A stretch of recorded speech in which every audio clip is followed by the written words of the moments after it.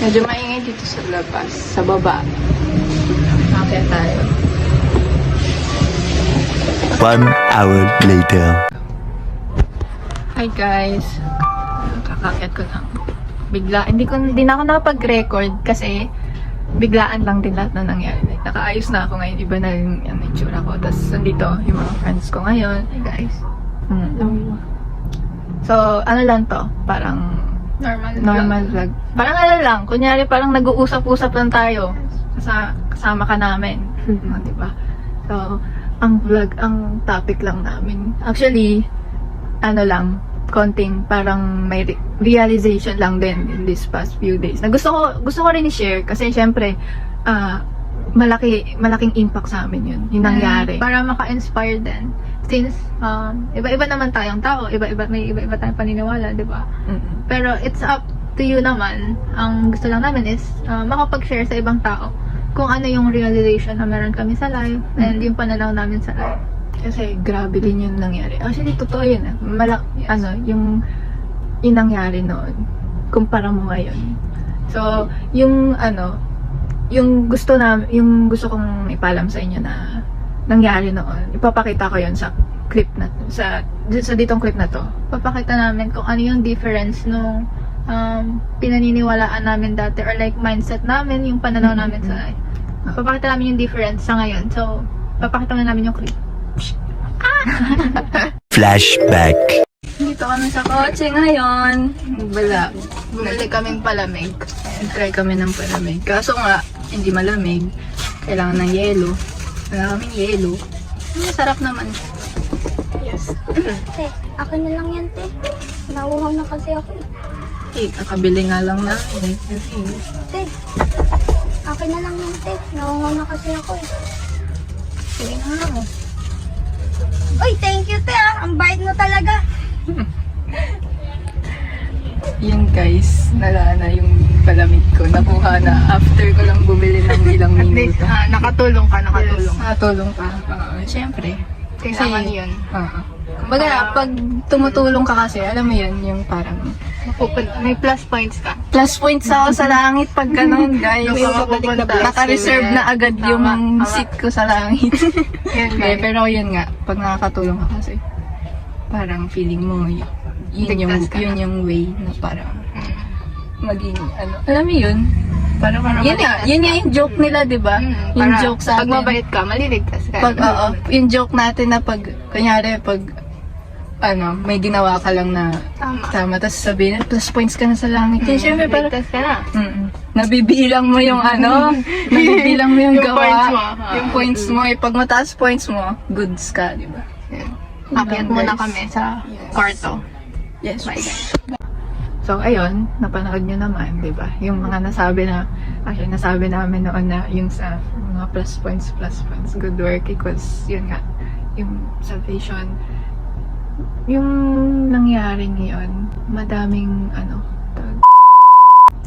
mali kung iisipin nyo. Kasi ngayong yung afternoon, yung mga ilang araw lang din, kumbaga nagkakasama-sama kami na nagkaroon kami ng courage na pumunta sa church and kumbaga malaman palalo yung salita ng Diyos. At doon namin na-realize na iba pala yung ganun. Hindi pala ganun dapat yung mindset kaya natin. Kasi before, like, naniniwala kami dun sa, pag gumawa ko mabuti, may plus points ako Yun sa nga, langit. diba? Maliligtas ako, binibilang ko siya. Yun yung nasikat sa social media na yung pag nakagawa ka ng mabuti plus points ka, may reservation ka na sa upuan sa May plus one ka sa na. heaven. Ganun ka. Ganun. Pero yun nga, natuto kami, nalaman namin na hindi pala ganun. Hindi yun yung way, di ba? Yes. Parang, wow. Hi guys, nalobat. Okay, we're back ulit. Yun nga, yung pinag-uusapan natin. Saan tayo? Yung hindi good works ang way natin para maligtas tayo. Kasi, alam nyo, before kami mag-attend, before namin malaman yung truth, takot kami sa, kamatayan. Di ba? Takot kami mamatay kasi hindi namin alam eh. Alam niyo yan, kahit ang realization lang namin, bakit nung time na naggagawa kami ng good works, bakit hindi pa rin kami sure kung saan kami mapupunta. Parang Pag may namatay. doubt ka pa rin. May fear ka pa rin lagi. Parang out of nowhere pag naisip mo, hala, pag namatay kaya ako Kasi anytime, yung saan ako kasalanan mo mapupunta? eh. Iniisip mo yung mga Oo. kasalanan mo. Parang enough ba yung good work ko para Oo. dun sa kasalanan ng mga nagawa Ang ko? dami kong Ganun. kasalanan na feeling, alam mo yun, may thought ka na gusto mong i-fulfill lahat ng Mhm. nakasalalay. Parang yung sin mo, gusto mo siyang linisin gamit yung good work. gamit yung good works mo. Oo, yun lang. So, parang kahit gumagawa kang good works, hindi enough. Takot ka pa rin, may fear ka pa rin. Pag namatay ka, hindi mo lang saan ka mapupunta, ganun. Yun yung na-realize namin So, doon. try mo siyang i-explain yung natutunan. So, okay. Kasi sa pag-attend namin, tinuro sa amin dun yung 4 important truths na kailangan natin malaman. So, para sa amin medyo matagal din namin siyang nagets. Mahirap Hindi naman gano'n kadali, pero mas maganda na yung guys, ang hirap. ma-share namin sa inyo and marinig nyo. So, yung first is, yung desire ni God para sa ating lahat is yung eternal life and magkaroon tayo ng magandang buhay. Yan. Kasi, syempre, alam naman nating lahat, diba, na gusto niya yung best para sa atin. So, yung second is yung pag-separate. Kung bakit tayo na-separate kay God. Dahil sa sin. Kasi natin. Kasalanan pa rin. Dahil sa sin, kaya tayo na-separate sa Kanya. Kumbaga, pinanganak na tayo, may kasalanan tayo. Oo. Hindi mo na kayang i-fulfill Nandun yung na yun. gamit and good works. Kaya, parang ano siya, simula nung, di ba, nagkaroon ng kasalanan si, Eva at Adan. Parang nagkaroon ng malay yung tao na, parang, dun sila nag-start na matuto. Like, dun nila nalaman yung tama at sa mali. Di ba? Parang nung ano yun nung hindi nila sinunod, di ba? Parang bigla silang nahiya na wala silang suot, ganyan. Yun, Pero yung nung una apple. naman, pero nung una, Yung fruit wala pala. sila, okay lang sa kanila, hindi sila nahihiya. Ganon. So, doon nag-start yon. Kaya tayo na-separate dahil sa sin. So, yung third is, Paano? yung way na. Paano ka mapapalit? Ano yung truth? Kung ano yung totoong way para maligtas tayo.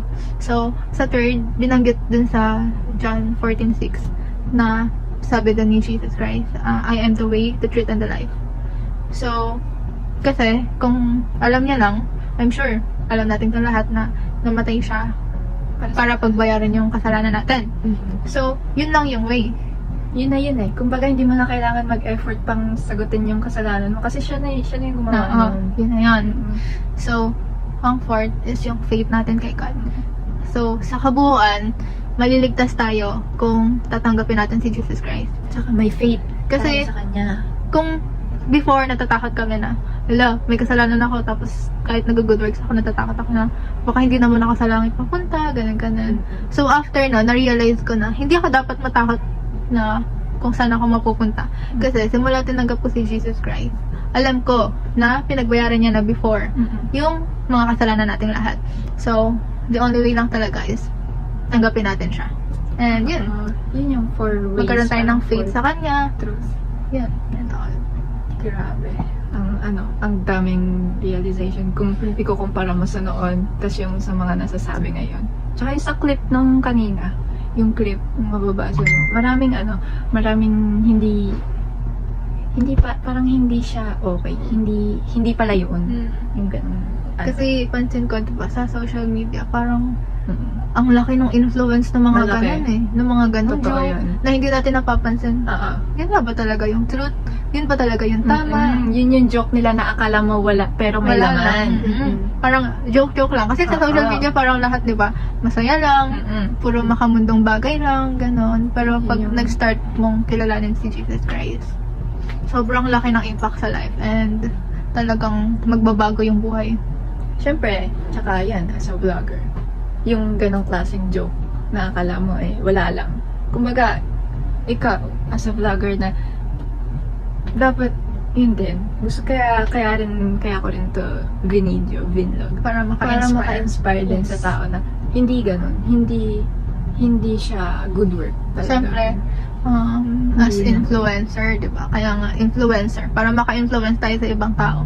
So, dahil naging maganda yung impact sa amin, so gusto rin namin, syempre, Sa inyo. na ganun din sa inyo. Gusto rin namin na maging maganda yung pananaw niya sa buhay, maging maayos, And and mas malinaw pa. Mas maging close ma-align na pala. tayo sa truth. Yes. Maging close tayo sa Diyos. At malaman pa natin yung salita niya. Diba? So, guys. I hope guys, lahat tayo is mag-grow Yes. kay Jesus Christ, Mm-mm. kay God. Yun talaga. Sana lahat tayo mas mapalapit sa Kanya together. So soon, i-share namin sa inyo kung saan kami nag-a-attend ng Bible study, kung anong ginagawa namin doon and all. And guys, try nyo rin. Sure ako, makakabuti siya sa ating lahat. guys. Super worth it. Hindi. Wala namang mawawala kung itatry nyo, di ba? So, yun lang yung realization namin. And para dun tong vlog niya. Quick Vlog niya to. Quick Para vlog, dun talaga to. Yun yung yes. purpose namin ngayon. Quick vlog lang to guys, pero I hope na maraming Marami kayong natutunan. And realization din. sa loob lang ng 10 minutes ng vlog. Yes. Yung realization. Yan. Sana na-inspire namin kayong lahat. True. True ka dyan, B. So, yun lang guys. God Thank you. bless. And Thank you don't for forget to watching. pray every day. Don't forget to pray and subscribe to my YouTube channel. Bye guys. Bye.